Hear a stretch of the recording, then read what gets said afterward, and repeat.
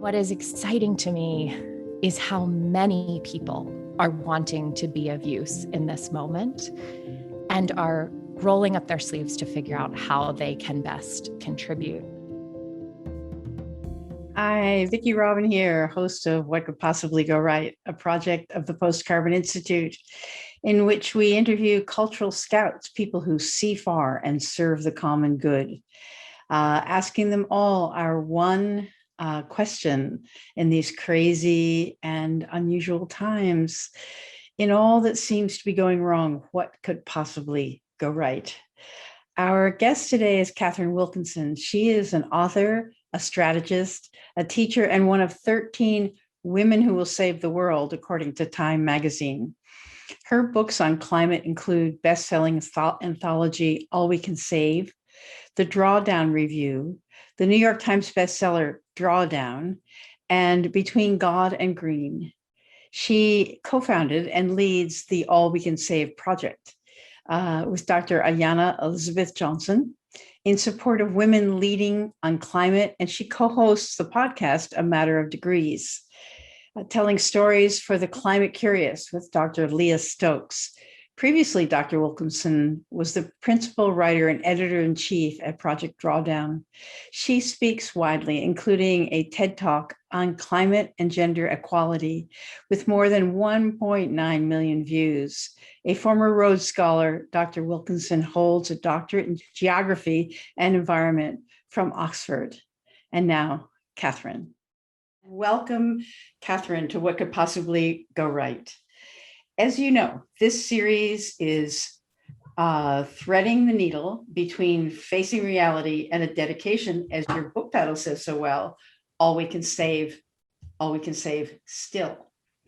And we don't always talk about the who does the saving, not the what or how of saving what we can. Who decides, who has power? For you, that seems to land on women. And I remember back in the day, and I'm saying that a lot now, sort of like this crazy old lady. 3 women, myself, Dana Meadows, and Hazel Henderson, were often the only women with a platform among a sea of men. For Dana, in her famous Places to Intervene in Systems, the highest level of intervention was love. And Hazel was the first to talk about the love economy, the unpaid essential work of culture making.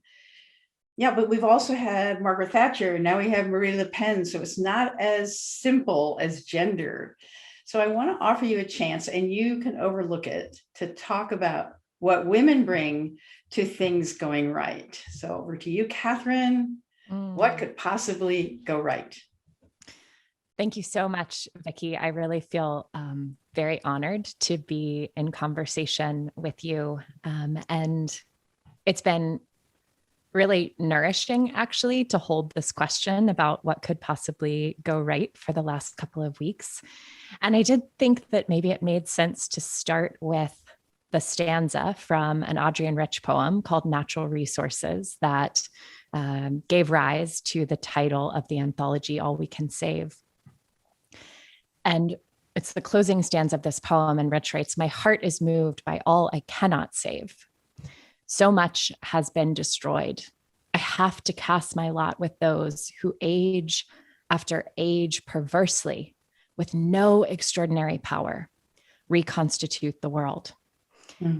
And we were having such a hard time naming this collection of writings that hold hard truths and keep a forward gaze on what a more just and life-giving future might look like, and the work that needs doing to get us there. And so much of climate communication either flips out into pessimism, doom, it's all going to hell in a handbasket, or into sort of Pollyanna, starry-eyed optimism that also feels disconnected from reality. And so this idea of all we can save acknowledges how much has been lost, how much more will be lost because what is already baked into the system, and says, you know, we're going to show up for this work and this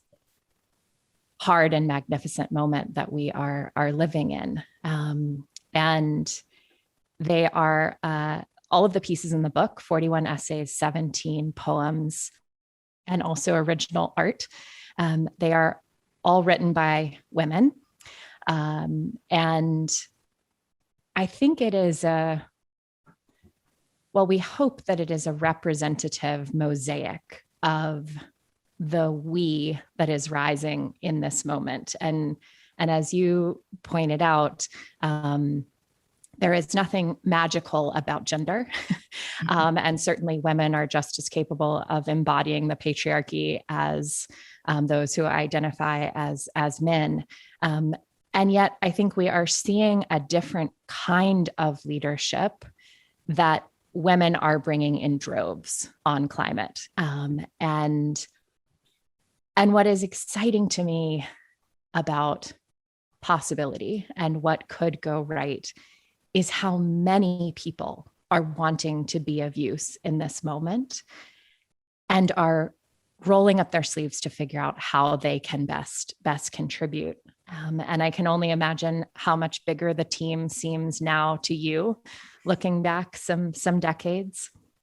And I think that being of use can certainly look like action in the world, marches, campaigns, execution of this strategy or that strategy, creation of this thing or that thing. But I think it is also reflective of something internal that's happening, that,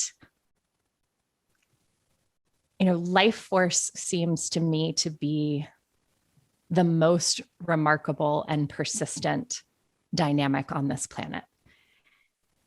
The way that, and Janine Benyus has written about this so beautifully, the way that sort of life propels forward to more life despite all of the odds.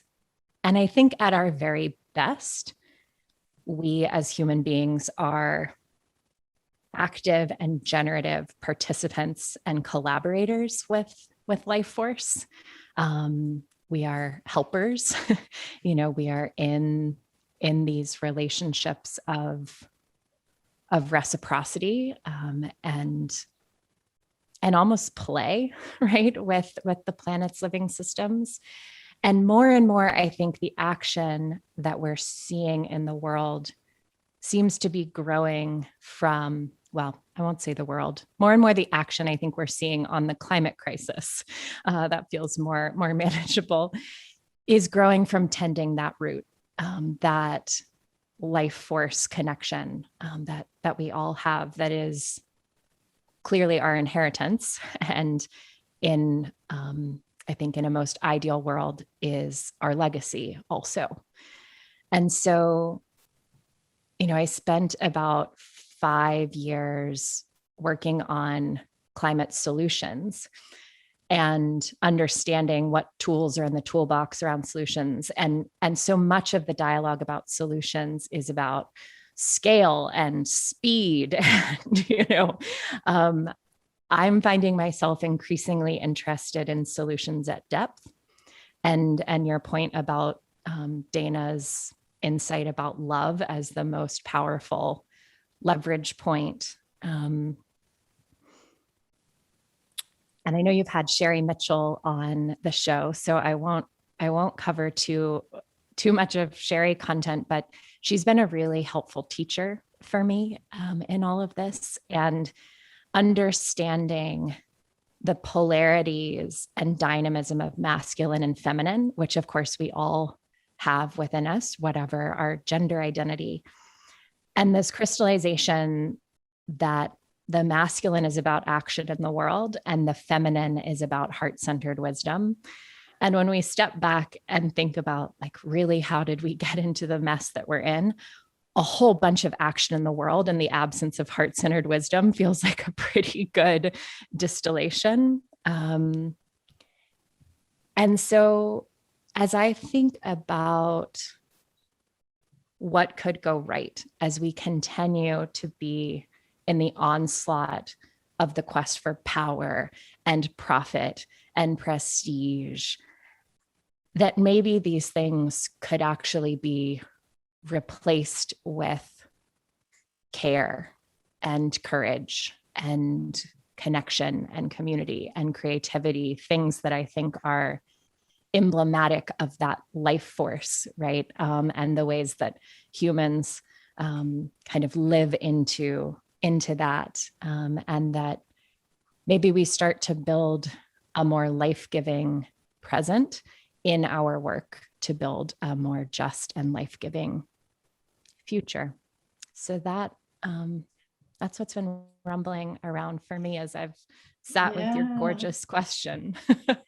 I love it. And I have so many little branches off the central trunk of your tree, just Brilliant. to say with natural metaphors.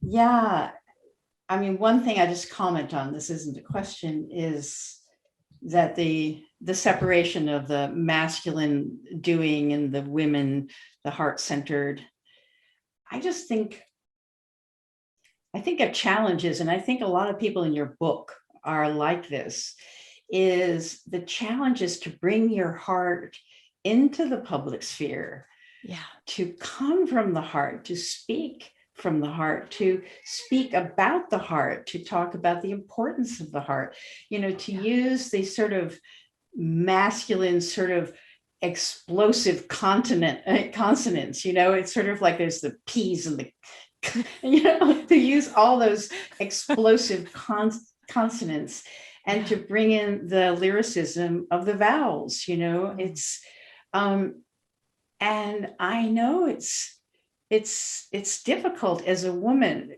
to presence your heart and not cry. And so we have to learn to cry in public and to let that be part of our communication. I think that separation of the being and doing is like, we need to do while we be and be while we do. And somehow or another, that transcends gender. Anyway, that was just one thought I had. And I know that you said, it's not exactly a question of scaling. And yet I know my sort of explosive consonant self is all about scaling. It's all about like, and when I did my food work, I was like, no, we're not going to scale up. You can't scale up local food because it's local, but you scale sideways somehow or another. There's this feeling that we really need to increase our influence at this critical moment. And I know I always live with my hair on fire. I've done for like 40 years. So that's just how I am. But it's like, how do we come into the public square where there's so much resistance and denial and, sort of like the infrastructure of the old order that just won't budge. How does this sort of urgency to save what we can intersect with this impossibility and denial and opposition, and it's only getting greater? I mean, how do those forces work together in your view? This is such a great reflection and constellation of thoughts and questions. And the way that you put that, Vicki, of sort of making our hearts public, is, I haven't quite thought about it that way. I think a lot about the integration of head and heart, and certainly, the years from my student activist days to now, the last couple of decades of working in climate in one way or another, and all the times that it was suggested to me that really I should just check my heart at the door, tuck away those feelings. Actually, when I was working on the talk that I gave at TED Women in 2018, just a couple weeks before, one of the curators was like, you've got to take the emotion out of this. You've got to get, you can maybe hit some feelings at the end, but like, these need to be out of the talk. And I just was like, no, A, because there's not enough time to rewrite the thing. B, because that's not authentic for me. and see, because that's what we have been doing on climate for so long, of facting at people and showing another chart and another graph and more data. And, and I understand the need for rigor, and I am the recovering academic in me is like, yes, dot the I's, cross the T's. And when we stop there, like we just stay in this prefrontal cortex mishmash that like doesn't get us moving. And I think when we do show up with our hearts, as I tried to do in that talk, I think as all of the contributors in All We Can Save have done, it is an invitation to other people to show up. Because how in the world can you have your eyes focused, your antenna up about planetary emergency and not be feeling anything, right? It's like, what, you would never follow someone like that. You would never trust someone like that because there's no sense of integration. And so I think actually it has been a real undermining of the movement. I think it's been part of why the climate movement struggled for so long to gather steam. And I think, I think that it is the way to find cracks in that power, profit, prestige, kind of, I'm imagining castles and walls and skyscrapers and all of that infrastructure of the patriarchy and capitalism. Like how do you get in there? I don't think you get in there with the same kinds of logic, the same kinds of approaches, the same sort of mechanical things. Like, actually, I feel like what we're trying to do is less an infiltration and more an invitation, like an opening of a door to something else and welcoming people in, which is something that, like, I just think the climate space has been so woefully bad at. Like, it has felt like a place where you're going to get shamed and you're not going to know enough. And if you don't have a PhD, but like, we're humans alive on the planet in this moment. So this is for everyone. And how do we create that sense of warmth? And like, nothing about it is fuzzy or easy. But we're going to try to find joy in the work as we can, and to nurture the relational web that is between us, because that's the only guarantee, right? That's, I think, also the way we stay in the work. So what I'm holding in my head is a lot of thoughts about like moss and, the kind of,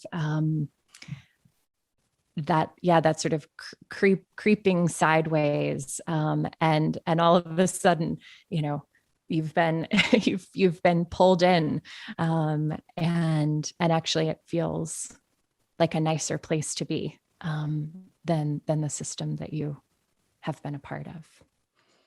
You had to bring up moss because it makes me think of slime mold. Because the thing I love about slime mold is that in some conditions it's solid, and some conditions it's fluid, that it moves by sort of the right conditions, it multiplies and it moves. And in the conditions of, dryness or, threat, it will stay still. There's processes in nature, and this is part of your work, that really inform us. Like, I love the term serotiny, which you probably know, which is basically, it's the process in nature that's activated by fire. It's like when a forest burns, the lodgepole pine opens its um, cone and spreads its seed, and it will only do that in fire. And then the fireweed is activated. And so in a way, that's another natural metaphor of these times that, as you say, people are being activated in a way that, they were not, it didn't seem necessary. They could just stay put like a slime mold, but now we're on the move. I want to share one thing, because I love that we've wandered over here. One of my early guests was a woman named Victoria Santos, who, and I pitched the question, what could possibly go right? And she just sat there. She's an African-American woman who does diversity training. And she just sat there and talked about the pain, like, why can we not change? Why are people of color suffering? It just kept going. And I'm sitting there kind of antsy, like, wait a second, get around to the question. I want you to answer my question. And then I realized what could possibly go right is that feelings enter the public square, that if you can't feel the world, you can't heal the world. Yeah. And I think we're trying to do that because we have marginalized the feminine. Yeah. And we, with the wealth gap, we're really able to ignore the suffering because we're not suffering. Yeah. And it brought me to this sense that really what's missing, it's what you're saying, is empathy. What's missing, from the formula of energy and environment and ecology, et cetera, is empathy. And it really is still relegated to being such a weak sister. Yeah. And so sort of a nice to have, but not maybe critical. Yeah. Do it at home. Do it with your girlfriend. Please do it with your girlfriend. Yeah. Yeah, really. A little empathy will go a long way, guaranteed. Yeah. So any other thoughts? I mean, from all the authors in your book and from your own experience of being a woman of influence in a world of men, how do we bring this quality of empathy into the public square? Yeah. I think it's part of why I've really chosen to focus on communication of various stripes and kind of culture making of various stripes as at least a good chunk of what I do professionally and what I do on climate, because I think that whether it's poetry, whether it is film, whether any number of mediums, I think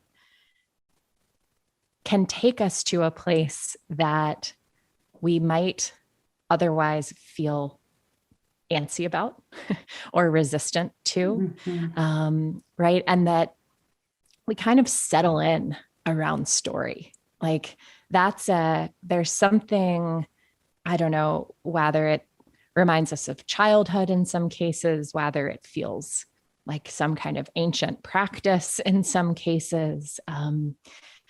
But I think it helps us see differently. It helps us feel into different experiences, different scenarios.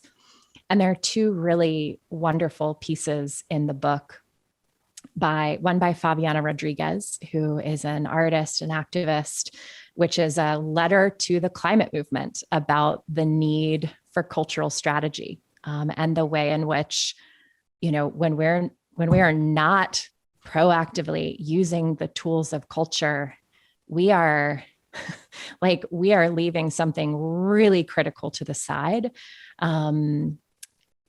And we are potentially setting ourselves up for failure, right? Because we are not tapping into this incredibly powerful, transformative many mediums that are culture related. And then there's another essay by Kendra Pierre-Lewis, who at the time that we started reaching out to folks about, would you want to write for this?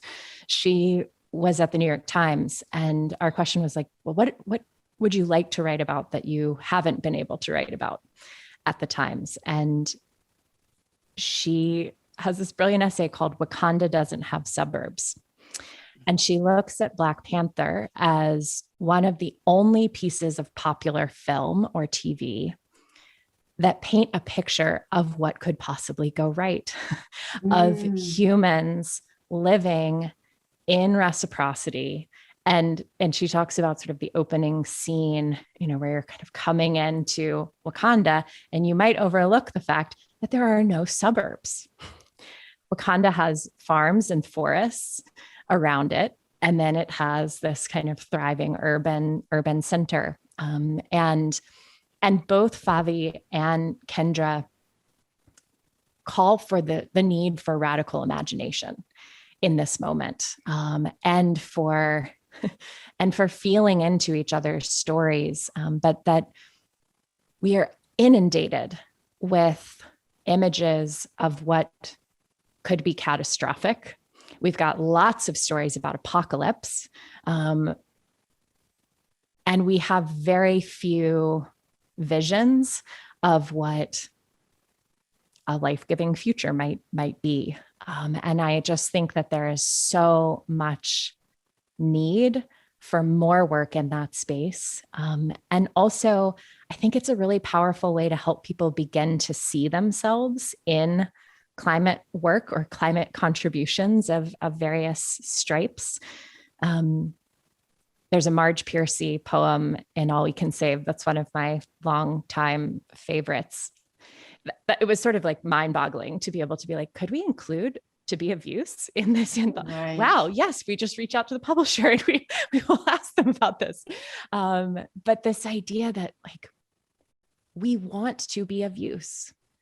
We are crying out to be of use, but a lot of times we don't know how to be of use. And when you start to see stories of people being of use and finding their way to collaborate with life force in so many different sectors, spaces, geographies, with so many different superpowers, I think that it creates that kind of invitation, and it creates like you begin to imagine yourself, I think, in the roles that you could play, and then soon enough, maybe you find yourself stepping into them. That's my hope. That's beautiful. It's almost brings me to tears. I mean, one thing is, and I think I can't tell you which essay it is, but it's one of the essays that just basically talks about how Black communities know a lot of the things that we need to learn because of the very pressure of having to move in a society that resists their being. And it made me think of culture, like if we're working at a cultural level, culture is what we create together when we know that our survival depends on one another. And there is this sort of dissolution or marginalization of culture that can happen in a consumer society. And so it just feels like story, culture, empathy, feeling, somehow or another, that thread is what I am pulling out of this conversation. So I really appreciate what you're bringing to this whole field. It's really important. So if you have one final thing that you'd like to say, you can do that, or we can wind it up here. Well, maybe should we end? I could read that Marge Piercy poem to Sure, if you want to, as a final word. Right. I love that one, by the way. Feels fun. I first encountered it on a retreat with Parker Palmer, with quote unquote young leaders and activists. This was a little while ago. So yeah, this is from a collection of hers called Circles on the Water, and it's called To Be of Use. The people I love the best jump into the work headfirst without dallying in the shallows and swim off with shore strokes almost out of sight. They seem to become natives of that element, the black, sleek heads of seals bouncing like half-submerged balls. I love people who harness themselves an ox to a heavy cart, who pull like water buffalo with massive patience, who strain in the mud and the muck to move things forward, who do what has to be done again and again. I want to be with people who submerge in the task, who go into the fields to harvest and work in a row and pass the bags along, who are not parlor generals and field deserters, but move in a common rhythm when the food must come in or the fire be put out. The work of the world is common as mud. Botched, it smears the hands, crumbles to dust, but the thing worth doing well done has a shape that satisfies, clean and evident. Greek amphoras for wine or oil, Hopi vases that held corn are put in museums, but you know they were made to be used. The pitcher cries for water to carry, and a person for work that is real. Thank you, Katharine. Thank you for so having me, much. Vicki. Yeah. Hey, thanks for listening. Don't forget to subscribe and leave us a 5-star review so that this hopeful message can get out to more people. Check out Post Carbon Institute's Resilience website for show notes and for more guest information. Thanks also to Cher Miller, Amy Burringrud, and Clara Winter at Post Carbon Institute, plus production assistant Michelle Wigg from frugalityandfreedom.com.